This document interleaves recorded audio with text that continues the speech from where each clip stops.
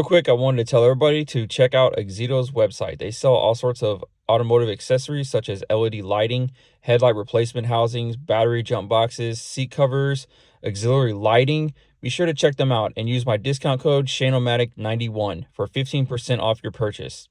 Link in description.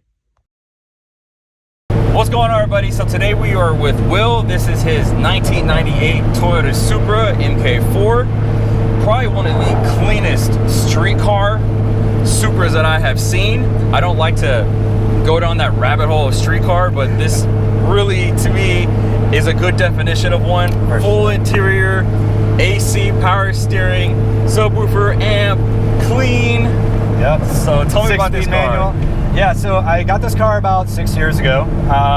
At that time I had a single turbo Trans Am. It was like a race car kind of thing, more so. Had a roll bar in it, used to drag race in it. I wanted more of a street car, something I could drive my kids in. My buddy and I traded cars. I got this Supra, he got my old TA, and I've kept it street car ever since. About how much power does this thing make, or has it been on a dyno? Yeah, so it's been on the dyno. It has a 3.4 liter stroker accelerated performance motor in it. Race head, 2650 injectors, runs E85. It's on a Motec M150 drag with the Supra specific firmware for these.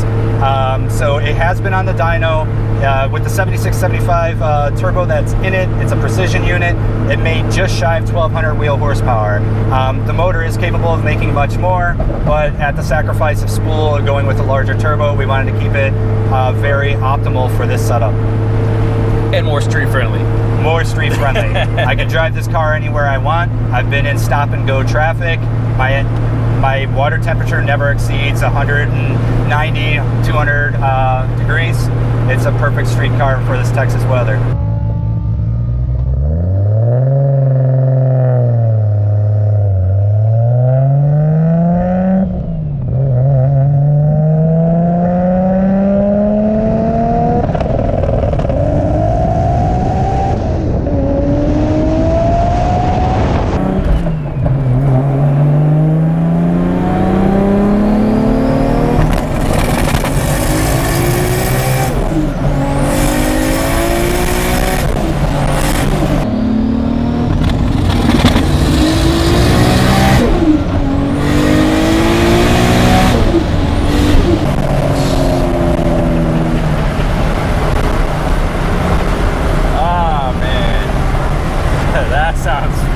Amazing. Almost sounds like it's misfiring, but that's just the traction control. Yeah, breaking it up a little bit. Yeah. And you can tell there's a point where you get more traction and a car just allows itself to pull harder. Right. So it's all in the Motec. It's pretty damn wicked. So you said you got a T56 trans in here, a built trans, I'm assuming. No, it's a stock. It's a stock trans? Really? It's a stock T56 Magnum F. Oh, okay. Specifically from Tremec. Okay. It's capable of handling around 700 wheel torque. We are exceeding that a little bit, but it's how you drive it a lot too. So. Oh yeah. What about a clutch? Like you on like a triple disc or twin disc or? It's a twin disc clutch. It is a McLeod RXT 1200, okay. And it's capable of holding, I think, they say like 1200 wheel torque. Don't quote me on that. I might be wrong. Yeah, boy. But it's holding the power that this car makes for sure. Right. And it's a very easy clutch to drive. Like it maybe is a little bit heavier, but that's why I don't skip leg day. So, you know, it works out. It's a very easy clutch to drive. It doesn't rattle when you sit there at idle. It also has a Ford 8.8 diff in the back with billet axles from Drive Shaft Shop. So the whole drivetrain is capable of handling the power if we do decide to exceed 1200 that we're at now. There's a guy named Jimmy Wynn here in the Houston area. It is kind of an unknown shop. It's just Jimmy's shop. So if you know, kind of a thing. But I've done all the work that I could for the transmission swap, the diff, the axles, all that sort of stuff, new brakes. I'm pretty handy. But when it came to the motor, you know, with it being a built 3.4 liter, I wanted to seek out somebody that has built these cars quite a bit to make sure that I was really getting one put together well. So Jimmy helped me with that. He also encouraged me to upgrade from my Pro EFI system to the Motec. And I'll say, I was pretty happy with the Pro EFI, but I'm very impressed with the Motec. I think it was the right choice. Oh yeah, for sure. And I'm assuming, did he also tune the car? He also tuned it at his shop as well. So yeah, Jimmy tuned this, and like I said, it made 1160 wheel is where we stopped it at. And there's more to grow if we decide to go up on the turbo, but with the turbo being the limiting factor on the horsepower, you know, it's kind of tapped out. The most it can do is at that 1160. Right.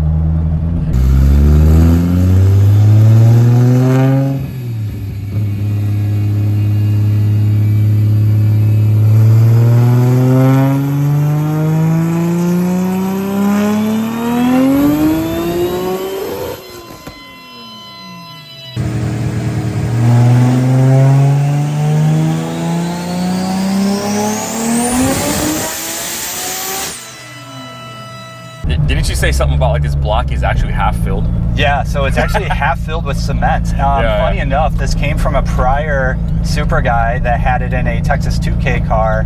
I think it was a roll race car, and he was making around 1600 wheel. So we took it out of his car, put it in mine. I got a really good price on it, and it also sped up the process of being able to do the swap that much quicker. But it's half filled with cement, and I was very worried about it. But you can see my water temp, we've been driving around 172 degrees. Yeah, it's just chilling.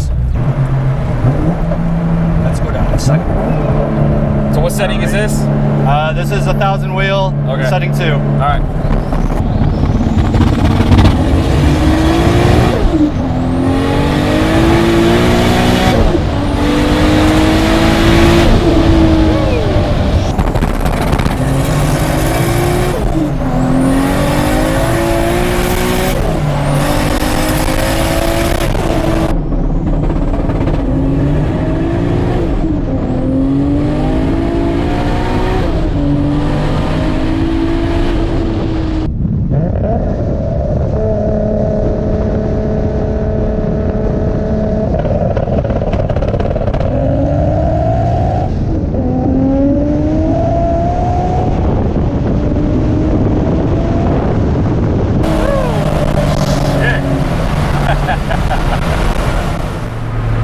Yeah, this car's sick, man.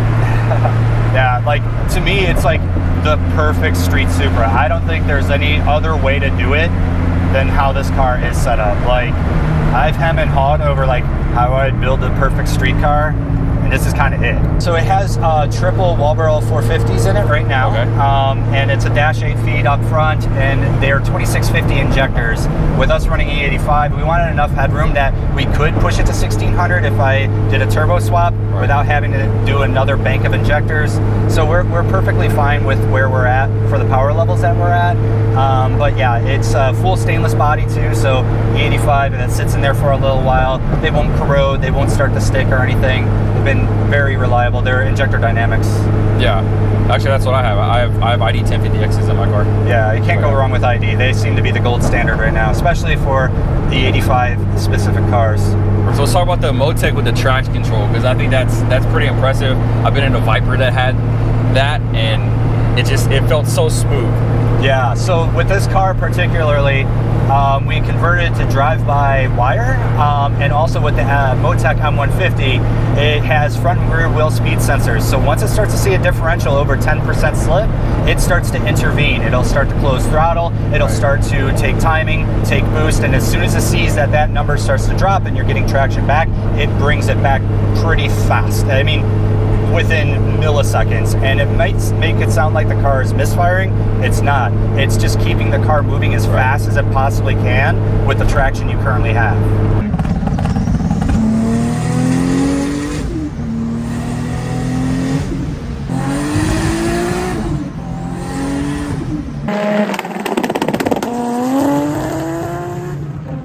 The car feels like it starts to hit a point where it's just surging faster and faster, which is an interesting feeling. Below 60 miles an hour, it's doing everything it can just to keep you moving forward fast. Over 60, when it starts getting that full traction, you're just taking off harder and harder, and it feels like it just gives you an extra 100 horsepower every like second. It is quite a wicked feeling. Wow.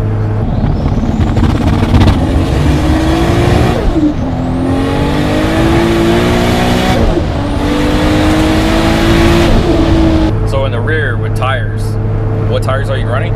So right now it is on a set of 26-inch Toyo R888Rs.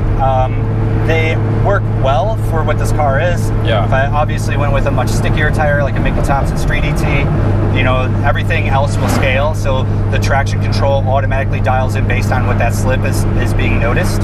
So I could put on a stickier tire, I could put on a less sticky tire.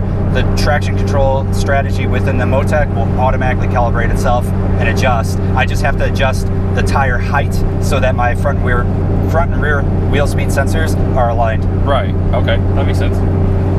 And I gotta say, I love the CCWs.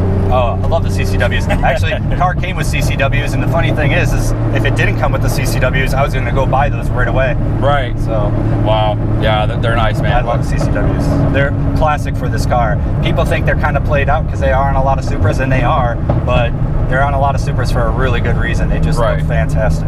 That's so cool, man. It helps to make the car look a little bit more modernized, and with it being a Supra Mark IV, it has a very timeless look.